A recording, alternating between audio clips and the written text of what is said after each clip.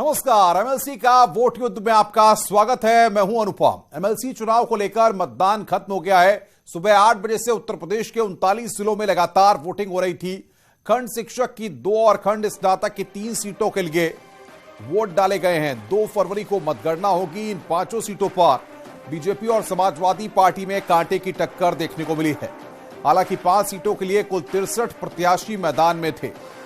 गोरखपुर फैजाबाद स्नातक सीट पर 24 प्रत्याशी, कानपुर खंड की स्नातक सीट पर 10 प्रत्याशी, बरेली मुरादाबाद स्नातक खंड की सीट पर 10 प्रत्याशी, इलाहाबाद झांसी शिक्षा खंड की सीट पर 10 प्रत्याशी और कानपुर शिक्षक खंड की सीट पर 9 प्रत्याशी चुनाव मैदान में थे।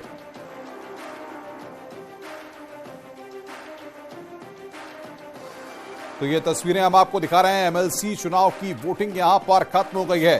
अयोध्या, गोरखपुर, शाहजहांपुर, प्रयागराज, महोबा, बरेली और देवरिया की ये तस्वीरें इस वक्त आप देख रहे हैं। एमएलसी की 5 सीटों के लिए वोटिंग हुई है। खंड शिक्षक की 2 सीट पर वोटिंग हुई है। खंड स्नातक की 3 सीट पर वोटिंग हुई है। उधर मुरादाबाद में एमएलसी चुनाव के दौरान एसपी और बीजेपी नेता आमने सामने आ गए। धक्का मुक्की के बाद हंगामा हुआ है। खंड विकास कार्यालय पर बने बूथ पर यह हंगामा किया गया। पुलिस फोर्स के साथ जिलाधिकारी और एसएसपी मौके पर पहुंचे। एसपी नेता की कार को कब्जे में लिया गया। बीजेपी ब्लॉक प्रमुख और एसपी महानगर अध्यक्ष के बीच में वहां पर धक्का मुक्की हुई है। आमने सामने आ गए समाजवादी पार्टी और बीजेपी के नेता।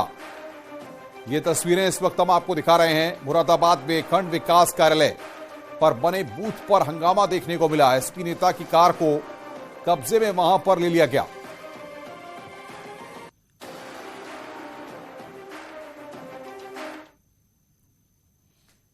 एमएलसी चुनाव में समाजवादी पार्टी और बीजेपी के बीच में लगातार जिस तरीके से मुकाबला देखने को मिला है, इसके बाद अब कई तरह की चीजें निकल करके सामने आ रही हैं। एमएलसी चुनाव में एसपी और बीजेपी लगातार जीत का दावा कर रही हैं। संभल में एसपी विधायक रामखिलाड़ी सिंह यादव ने वोट डाला और सभी सीटों पर पार्टी की जीत का दावा किया। एसपी विधायक रामखिलाड़ी सिंह यादव ने अपने निर्वाचन क्षेत्र गुन्नौर में बूथ पर मतदान किया।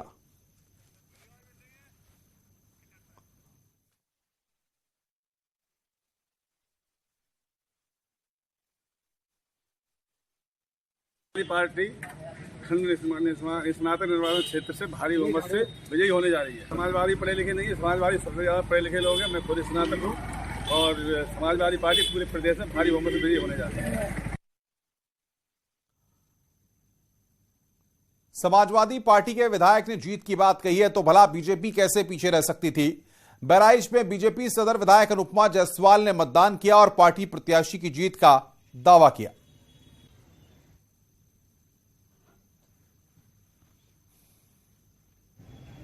देखिए, जहाँ तक रही है मुद्दों की बात, अब जग जाहिर है अगर भाजपा का नाम आता है तो बच्चा बच्चा जानता है कि भारतीय जनता पार्टी का एकमात्र मुद्दा है और है विकास और विकास और विकास हर क्षेत्र में। आम आदमी को क्या चाहिए? रोजी रोटी, कपड़ा, मकान, इन सब चीज़ों से बहुत ऊपर उठकर अब भारतीय जनता पार्टी विश्व में जिस तरीके से उन्होंने अपना झंडा गाड़ा है और एक एक व्यक्ति को, भारत में बैठे, गांव में बैठे व्यक्ति को सम्मान से सर उठाकर जीने का हौसला दिया है, मुझे लगता है इससे बड़ी चीज़ कुछ हो नहीं सकती। तो वोटिंग फिलहाल खत्म हो गई है और जाहिर तौर पर लोगों ने बढ़ चढ़ के मतदान किया है। अलग अलग जिलों की अगर हम बात करें तो वहां पर लोगों ने घर से निकलकर मतदान केंद्रों तक आकर अपने मत का प्रयोग किया। ये तस्वीरें भी हम आपको लगातार दिखा रहे हैं। ये बहराइच की तस्वीरें फिलहाल आप देख रहे हैं, जहां पर अनुपमा जायसवाल ने वोट डाला। दोनों ही पार्टियां अपनी जीत का दावा कर रही हैं। समाजवादी पार्टी भी अपनी जीत का दावा कर रही है और भारतीय जनता पार्टी भी अपनी जीत का दावा कर रही है। मुरादाबाद में जरूर हंगामा देखने को मिला है इस दौरान, लेकिन जिस तरीके से वोटिंग हुई है, सुबह से ही लगातार लोगों का उत्साह वहां पर देखने को मिल रहा था। ये पोलिंग बूथ की तस्वीर हम आपको बहराइच की दिखा रहे हैं, जहां पर बाकायदा पोलिंग बूथ को सजाया गया था। मतदाताओं की जागरूकता के लिए तमाम कोशिशें वहां पर लगातार की गई और फिलहाल ये तस्वीर आप देख रहे हैं, जहां पर बीजेपी की विधायक अनुपमा जायसवाल ने अपना वोट कास्ट किया। उस वक्त की तस्वीर हम आपको दिखा रहे हैं। बड़ी संख्या में तमाम लोग मतदान केंद्रों तक पहुंचे और अपने मताधिकार का उन्होंने प्रयोग किया।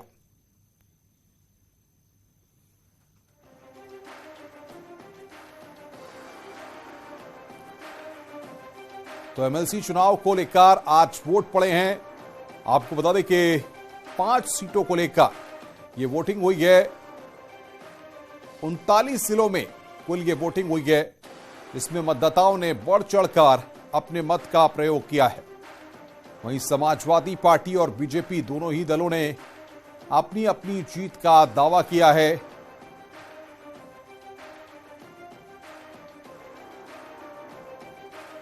और सीधे रुख करते हैं प्रयागराज का। सर्वेश दुबे हमारे संवाददाता हमारे साथ जुड़ रहे हैं। गोरखपुर से रामगोपाल द्विवेदी हमारे साथ जुड़ रहे हैं। सर्वेश, अगर बात करें, वोटिंग तो खत्म हो गई है जाहिर तौर पर, अब आगे किस तरीके की प्रक्रिया रहेगी और कितना उत्साह इस दौरान मतदाताओं का वहां पर आपने देखा है? देखिए, अगर बात करें इलाहाबाद झांसी शिक्षक एमएलसी सीट की, तो यहां पर मतदान 4 बजे के साथ ही साथ समाप्त हो गया है। आप देख सकते हैं कि इस वक्त मैं ज्वाला देवी इंटर कॉलेज में बनाए गए मतदान केंद्र पर हूं। इस सीट पर करीब 35,000 से ज्यादा वोटर्स थे और 16,000 से ज्यादा वोटर्स अकेले प्रयागराज जिले में थे, यानी कि 10 जिले इसके अंतर्गत आते हैं। 9 जिलों में बाकी वोट थे करीब 17,000। तो ये कह सकते हैं कि बड़ी संख्या में यहाँ पर मतदाता थे और इस बूथ पर करीब 404 वोटर थे और 65% यहाँ पर मतदान हुआ। आप देख सकते हैं कि सुरक्षाकर्मी यहाँ पर तैनात थे। कड़ी सुरक्षा के बीच निष्पक्ष तरीके से यहाँ पर मतदान कराया गया और पूरे जिले में शांतिपूर्ण ढंग से मतदान हुआ है। कहीं पर किसी तरह की कोई हिंसा की या किसी तरह की झड़प की कोई बात नहीं आई है। शांतिपूर्ण मतदान हुआ है और अब मतदान होने के बाद जो प्रक्रिया आगे की होती है, जो मतदान के अधिकारी होते हैं, बैलेट पेपर को सील करने की कार्यवाही, मतदान के जो अभिकर्ता होते हैं उनकी उपस्थिति में यह कार्यवाही की जा रही है। मजिस्ट्रेट यहां पर मौजूद है। इसके बाद बैलेट बॉक्स को यहां से सुरक्षित और कड़ी सुरक्षा के बीच यहां से स्ट्रांग रूम में रखवाया जाएगा और झांसी भिजवाया जाएगा। क्योंकि 2 तारीख को यानी 2 फरवरी को मतगणना होगी, तो सभी 10 जिलों की मतगणना एक साथ झांसी जिले में होगी। तो इस समय बैलेट बॉक्स को वो सील करने की कार्यवाही यहां पर की जा रही है। और मतदान की अगर बात करें तो यहां पर मतदान अब पूरा हो गया है।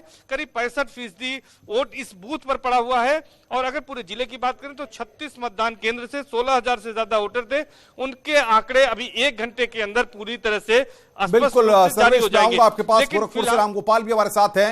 रामगोपाल, अगर गोरखपुर की बात करें तो वहां पर क्या तस्वीर उभरी है? कितने फीसद मतदान अब तक हुआ है और किस तरीके का उत्साह मतदाताओं का दिखाई दिया?